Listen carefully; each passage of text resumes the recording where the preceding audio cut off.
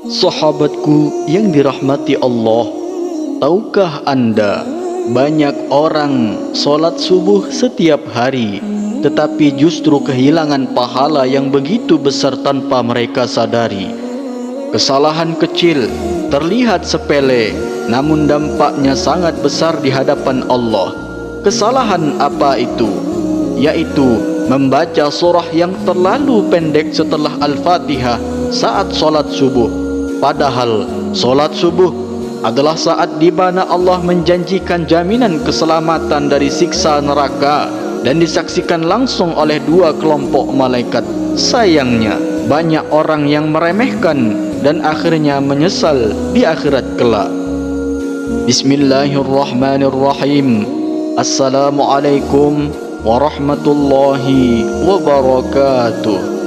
Alhamdulillahi rabbil alamin. Allahumma salli ala Sayyidina Muhammad wa ala ali Sayyidina Muhammad. Amma ba'du. Sahabat imam muda yang dirahmati Allah, syukur alhamdulillah kita bisa berjumpa lagi di channel ini. Semoga dengan perjumpaan kita kali ini dicatat sebagai amal ibadah oleh Allah Subhanahu wa taala. Salawat dan salam selalu dan tetap tercurahkan kepada junjungan kita Nabi besar Muhammad sallallahu alaihi wasallam.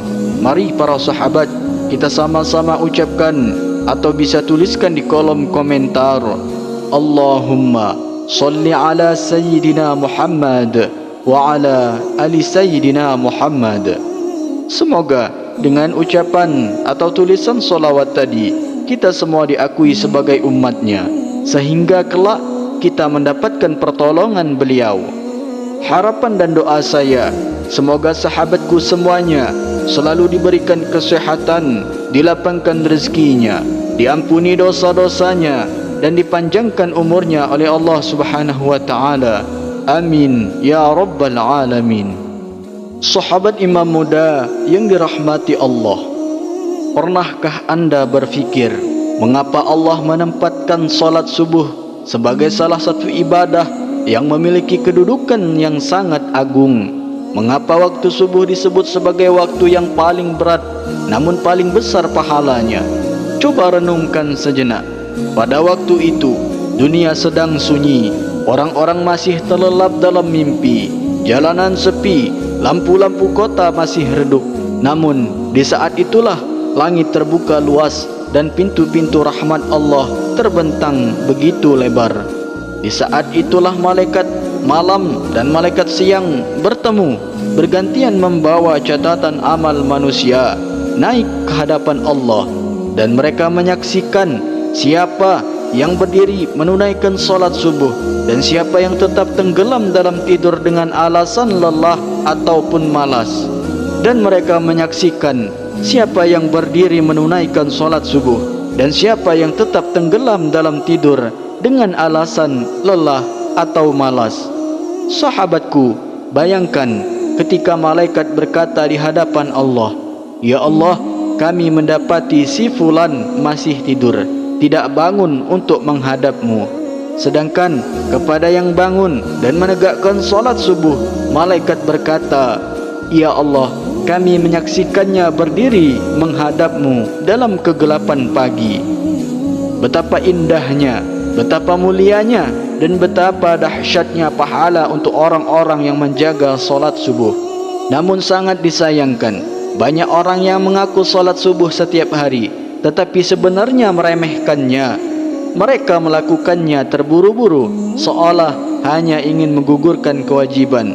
Bahkan setelah membaca Al-Fatihah, langsung memilih surat paling pendek agar cepat selesai, cepat kembali tidur, atau karena malas memperpanjang ibadah di waktu yang sangat mulia ini.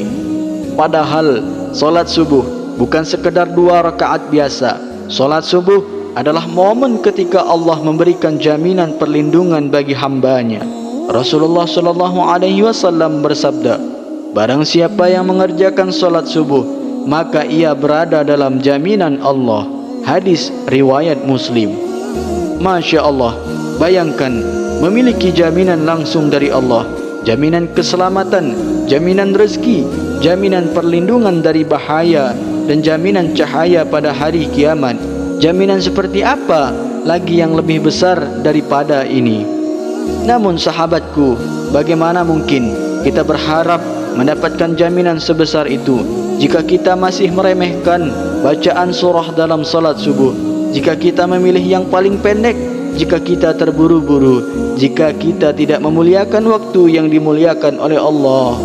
Hari ini kita akan membahas sesuatu yang sangat penting yang mungkin belum pernah Anda dengar sebelumnya. Sesuatu yang membuat banyak orang berkata, seandainya aku tahu lebih awal, aku tidak akan sembarang membaca surah pendek saat subuh. Karena ada kesalahan besar yang dilakukan banyak orang. Kesalahan yang tampak sederhana, namun akibatnya sangat besar di akhirat. Apa kesalahan itu? Mengapa kita tidak dianjurkan membaca surah pendek setelah Al-Fatihah dalam solat subuh? Dan surah apa yang seharusnya kita baca agar mendapatkan keutamaan yang luar biasa?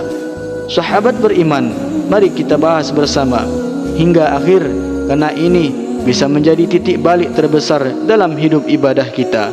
Namun sebelum kita lanjutkan, mari para sahabat kita sama-sama berdoa kepada Allah. Silahkan sahabat tuliskan hajat, cita-cita dan doa sahabat di kolom komentar untuk kita aminkan bersama-sama. Karena kita bisa bayangkan 40 orang saja yang mengaminkan doa kita, maka insya Allah akan diijabah oleh Allah Subhanahu wa taala. Amin ya rabbal alamin. Dan untuk para sahabat yang baru bergabung, silahkan untuk klik tombol like, tombol jempolnya, kemudian subscribe juga dan aktifkan lonceng notifikasinya agar ketika channel ini update video terbaru, sahabat semua langsung dapat notifikasinya. Terima kasih. Semoga Allah balas semua kebaikan Anda. Sahabat imam muda yang dirahmati Allah, izinkan saya menceritakan sebuah kisah nyata tentang seorang laki-laki bernama Pak Arman, seorang pedagang sayur sederhana yang tinggal di pinggiran kota. Selama bertahun-tahun hidupnya penuh dengan kesulitan. Dagangan sering tidak laku, hutangnya menumpuk, rumah hampir disita, dan istrinya sakit sehingga membutuhkan biaya yang besar. Setiap malam ia menangis dalam sujudnya, bertanya kepada Allah, "Ya Allah, sampai kapan aku harus menanggung beban seberat ini?"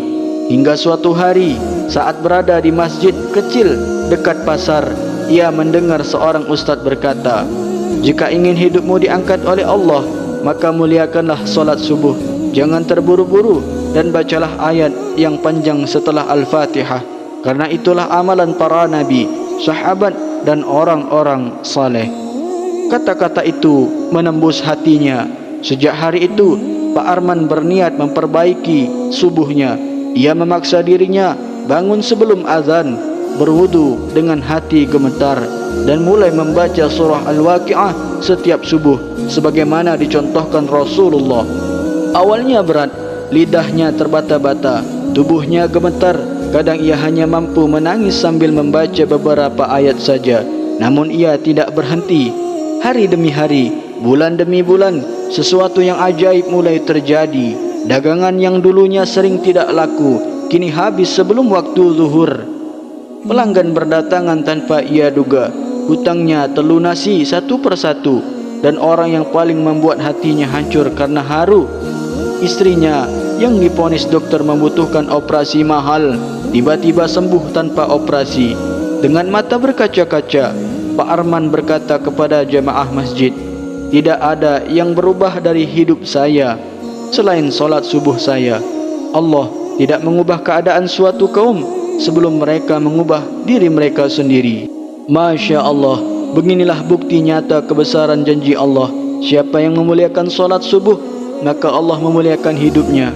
Siapa yang memperpanjang bacaan dalam solat subuh, maka Allah memperpanjang kasih sayang dan rezeki dalam hidupnya.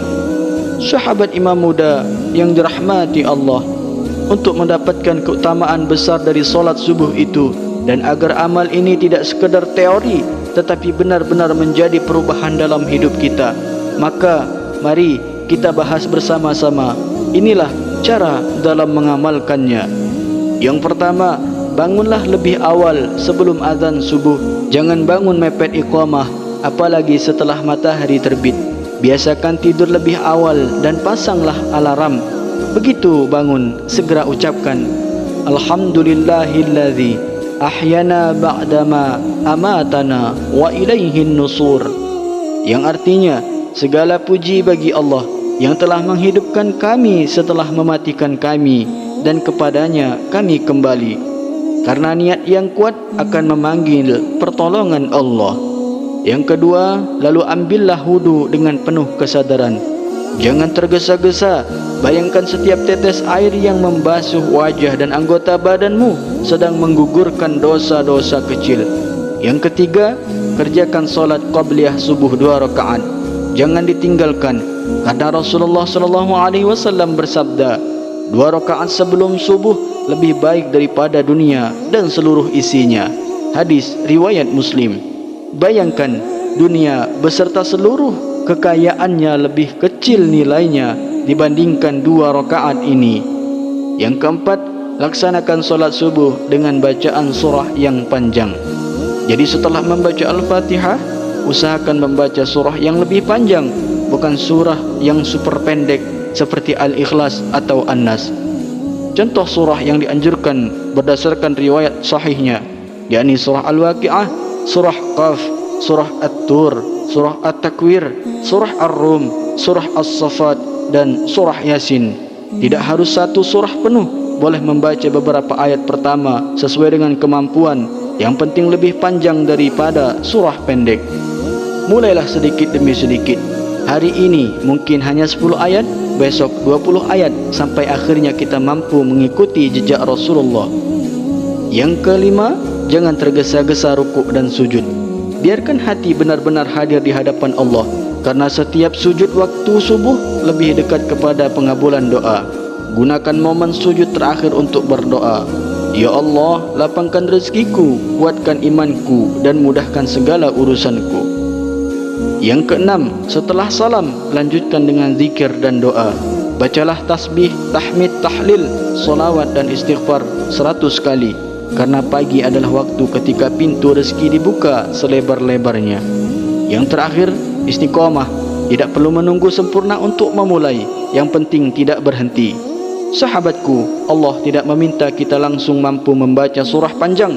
Allah hanya ingin melihat kesungguhan dan usaha kita untuk memuliakan subuh. Dan sungguh, siapa yang menjaga subuhnya, maka Allah akan menjaga seluruh hidupnya. Sahabat Imam Muda yang dirahmati Allah, setelah semua yang kita dengar hari ini, mari kita bertanya kepada diri kita sendiri, sudah layakkah kita berharap pertolongan Allah? Jika kita masih meremehkan perintahnya terutama, sudah pantaskah kita meminta rezeki berlimpah?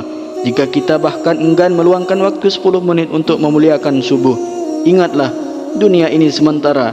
Namun satu sujud subuh yang ikhlas mampu menjadi cahaya penerang di hari ketika semua manusia berada dalam kegelapan.